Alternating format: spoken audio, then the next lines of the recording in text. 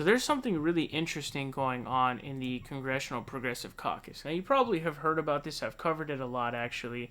And it's a progressive caucus with almost 100 members.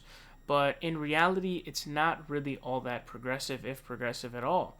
There's maybe like 8 to 12 members of it that are actual progressives, maybe maximum like 20.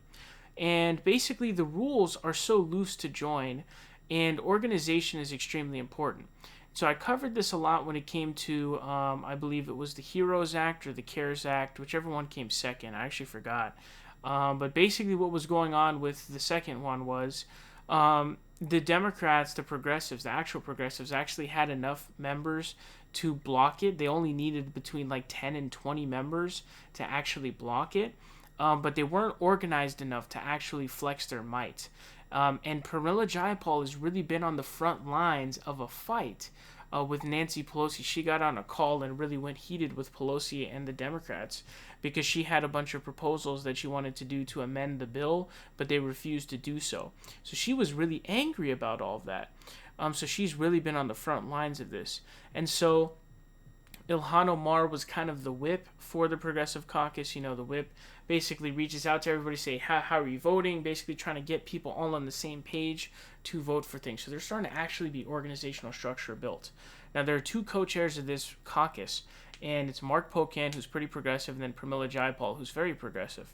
So basically, this article that Ryan Grimm put out explains that there's a bunch of changes that they've been trying to make, and they ended up going through. Now, it passed with 2/3 support of the current members, which is very surprising to me, actually. So basically, currently as it stands right now, all you have to do is write a small dues check of $4,000 per year to become an official member of the group, regardless of their politics, their social campaign financing, their voting record, or even their attendance at CPC meetings. So it pretty much allows moderate Democrats to be like, hey, I'm part of the Congressional Progressive Caucus, when in reality they're not. It's pretty much fake news, essentially. So what she's doing is she's changing the rules. One of the things that they mention is having one chair is better than two, because it makes it more difficult logistically speaking.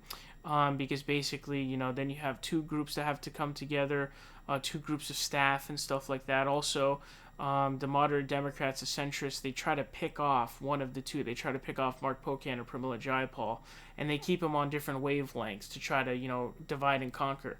And that's what Mark Pocan explains. He says, Rep. Mark Pocan, the other co-chair, for instance, said a press release may be ready to go by 10 a.m., but getting both members and their staffs to sign off amid a busy day could take until late afternoon.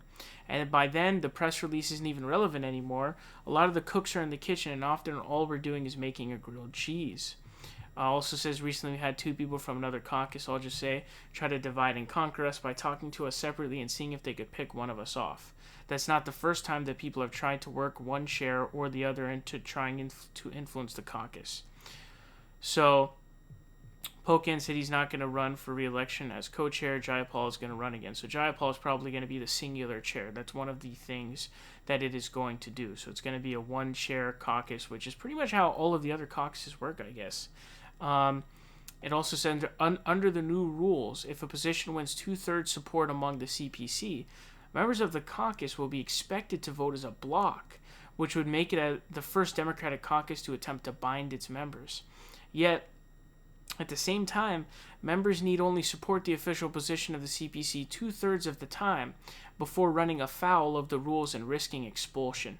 So basically it means if you don't vote with them 2/3 of the times, you're going to be expelled from the group.